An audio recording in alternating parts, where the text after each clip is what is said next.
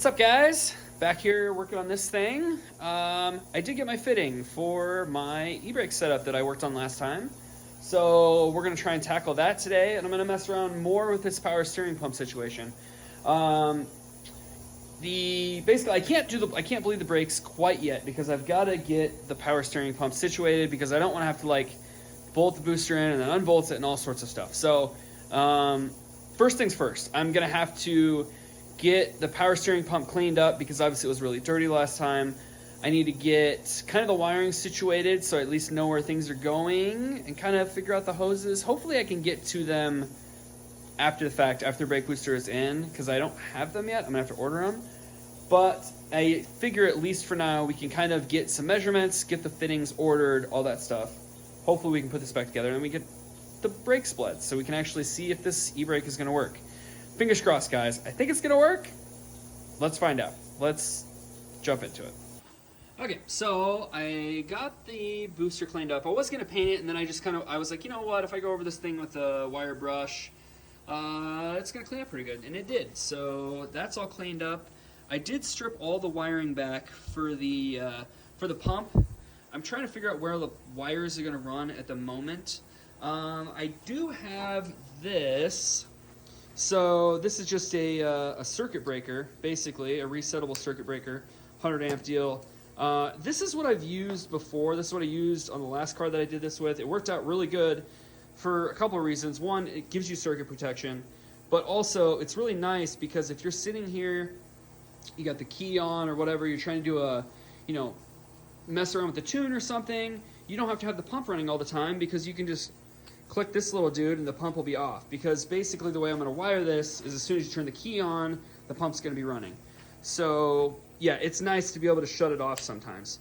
But I need to figure out where this is going to go. I'm kind of leaning towards somewhere on the firewall itself. Maybe drill some holes down in here and just kind of mount it up in there. Still working on that, but we're going to figure it out. Okay.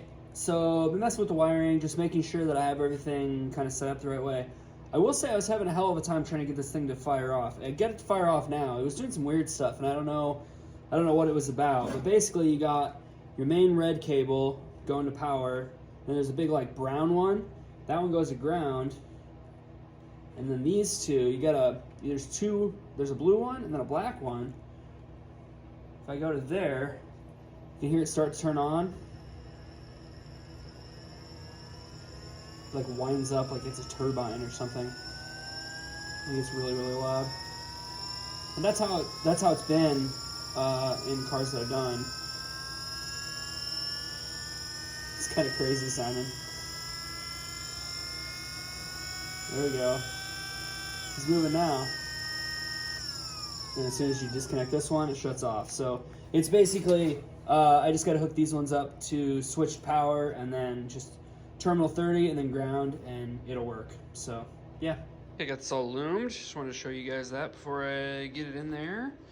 I did reuse some of the split loom that was already on there. It just kind of made sense. It sits behind the pump. You can't really see any of that anyway. Really all you're gonna be able to see is from like here forward for the most part, but I think it's gonna look pretty good. I gotta finish this part right here because I need to cut it down to attach it to the power distribution module. I'm just going to run ignition power off of there so that the pump will turn on. Okay, battery's back in, everything's all bolted up and whatnot. Let's just make sure that it works. Let's turn the key on. There's the fuel pump, obviously.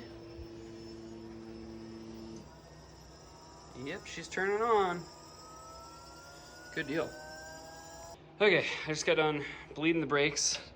Oh man, what a pain in the ass. I got them bled though. I will show you. It seems like everything's working. So you can see we're moving right now.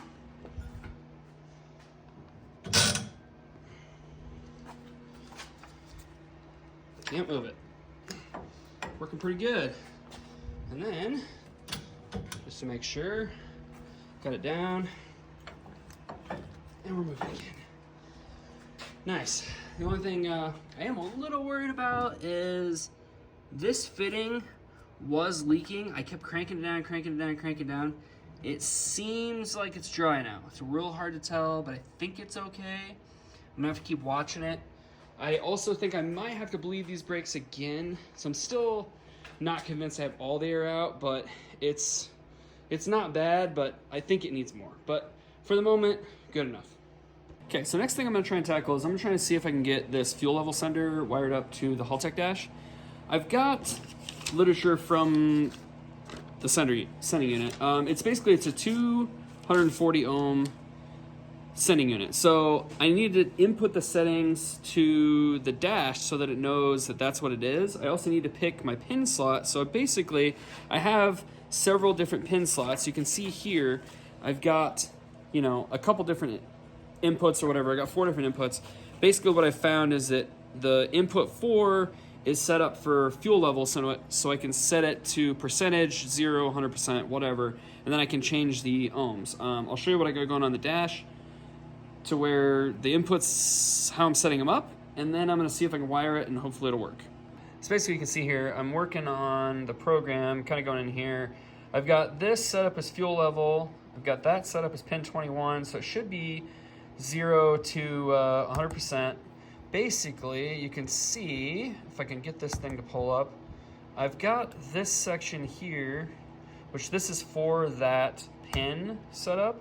And you can go into here and you can set it up to however you want it. Right now, obviously I've got it at 240 ohm, that's what it is.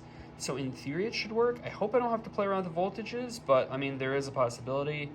But for the moment, I think that's gonna work. Now I just need to locate pin 21 on the harness, which is gonna be back here. I need to run a wire from there to the sending unit. They've given me some more pins, so I just need to, get that on there, run it, and see if it's gonna work.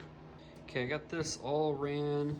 I only loomed it to here because at some point I'm planning on looming all of this that goes that way into one thing, but I need to wait until I get everything in that area before I commit to it. So this is done, I got that ran. It was actually kind of a pain in the ass to get it into that connector because I first tried it with 18 gauge wire, realized it was too big. Now I've got 22 gauge, and even that didn't want to go in there. I think honestly I would have had like 24 or 26 gauge.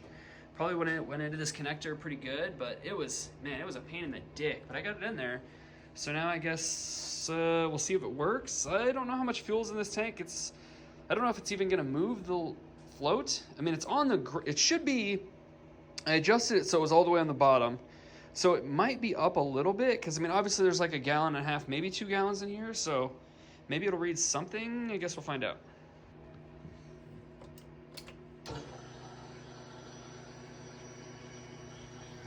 Okay, we're booting up.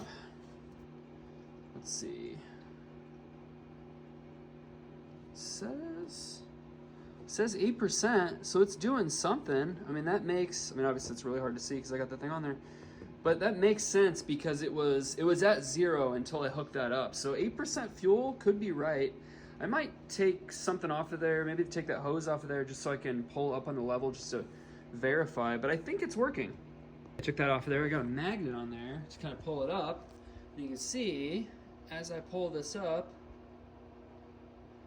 see that one right there is running up to 40, 50, 60. There's a point where I'm going to lose it, but you get the idea. It seems to be working. I can't pull it all the way up. And it's also, because of the way the float is, it kind of gets to about, I think it's somewhere in here, and it just stops and it can't go any further. So this part right here, it's never going to read this portion of it. It'll only read the bottom of it, which is fine. It'll still give me, an idea of where I'm at on fuel, but yeah, it's working the way it should be. Hell yeah. All right, so next thing I decided is I'm gonna mess with the brake booster line. I'm kind of jumping all over the place really, but it's just kind of how it is. Originally I was actually writing up a parts list trying to figure out what I needed, and I was like writing down all this hose I needed, and I was like, oh, I need like 14, 15 feet of this and all this stuff, and I was like, you know what I have a lot of?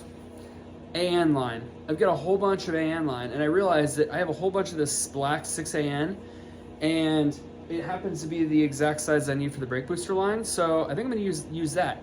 Also, my idea, originally I was just gonna put a grommet in the firewall and run the hose through. Well, then I realized You know what I also have, in addition to AN line, I have a bulkhead fitting that I've had this brand new in the box. Like, it's been sitting forever. Like, I can't even remember how long I've had it, but it's a long time. And this is gonna work perfectly because it's 6 AN, so all I have to do is run the hose from here to the firewall. I'll put this in the firewall. I'll have nice fittings that are attached to here and then to the brake booster. I think that's gonna look really slick and it's gonna work good. So yeah, I think we're gonna start to running this line, cutting it, and then yeah, finishing it up, hopefully. Okay, you can see I kind of got it just kind of shoved on there real quick. I got it ran down here, and I have it ran down the tunnel to about here. And basically, I'm thinking I'm gonna have this fitting somewhere down in here so that it pops out down here by this power steering reservoir, so that basically this 90 is gonna go like that. So then I can run the hose around that direction, kind of loop it around so it goes right into there. I think that's gonna look really good. Originally I was thinking about going through the side skirt, but then I realized I didn't have quite enough AN line for that, but I do have just enough for this because I already ran it and it reaches. So it's actually a little bit long. So I gotta cut this down, put a fitting on it, and I need to drill a hole for this, and yeah, keep going.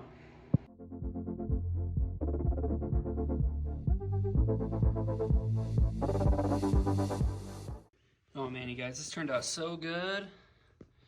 Look at that nice fitting back there. Nice and clean. Let's see, it's ran through there. And of course all the way to the back. And I've got another nice clamp on there too.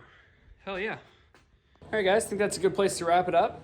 You know, I feel like I got a decent amount accomplished in the last few days. A lot of these things just take a lot longer than you think they're going to.